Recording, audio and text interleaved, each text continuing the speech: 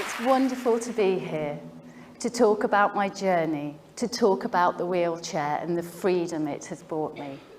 I started using a wheelchair 16 years ago when an extended illness changed the way I could access the world.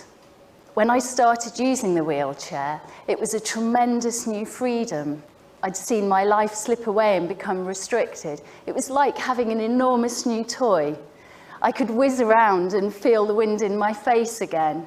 Just being out on the street was exhilarating. But even though I had this newfound joy and freedom, people's reaction completely changed towards me. It was as if they couldn't see me anymore, as if an invisibility cloak had descended. They seemed to see me in terms of their assumptions of what it must be like to be in a wheelchair. When I asked people their associations with the wheelchair, they used words like limitation, fear, pity, and restriction. I realised I'd internalised these responses, and it had changed who I was on a core level. A part of me had become alienated from myself.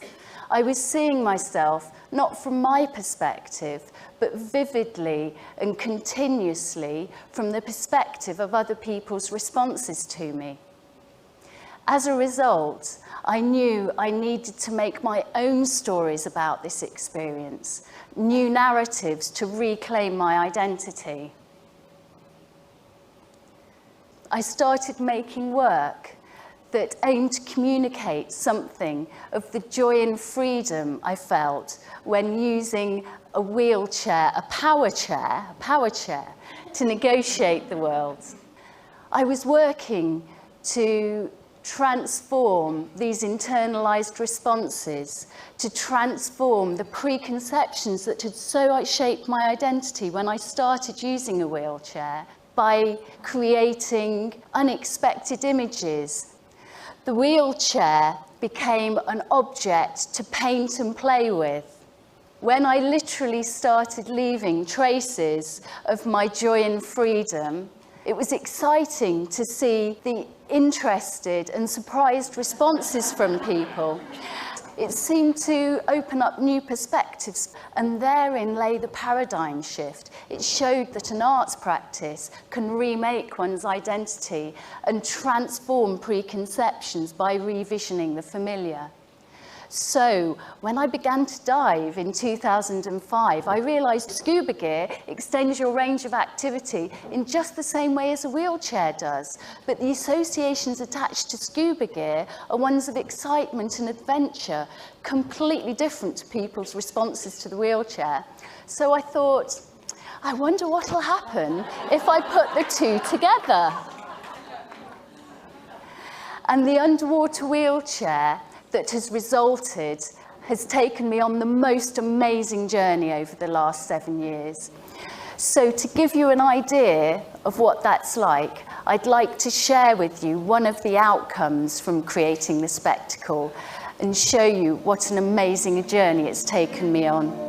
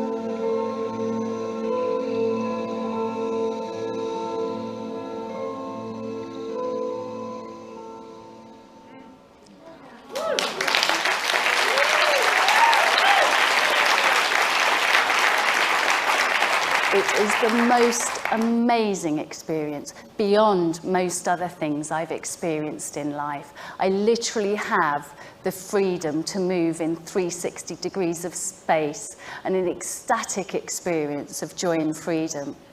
And the incredibly unexpected thing is that other people seem to see and feel that too. Their eyes literally light up and they see things like, I want one of those, or if you can do that, I can do anything. And I'm thinking it's because in that moment of them seeing an object they have no frame of reference for, or so transcends the frames of reference they have with the wheelchair, they have to think in a completely new way. And I think that moment of completely new thought perhaps creates a freedom that spreads to the rest of other people's lives. For me, this means that they're seeing the value of difference, the joy it brings, when instead of focusing on loss or limitation, we see and discover the power and joy of seeing the world from exciting new perspectives. For me, the wheelchair becomes a vehicle for transformation. In fact, I now call the underwater wheelchair portal because it's literally pushed me through into a new way of being, into new dimensions and into a new level of consciousness. And the other thing is that because nobody's seen or heard of an underwater wheelchair before, and creating the spectacle is about creating new ways of seeing, being and knowing, now you have this concept in your mind.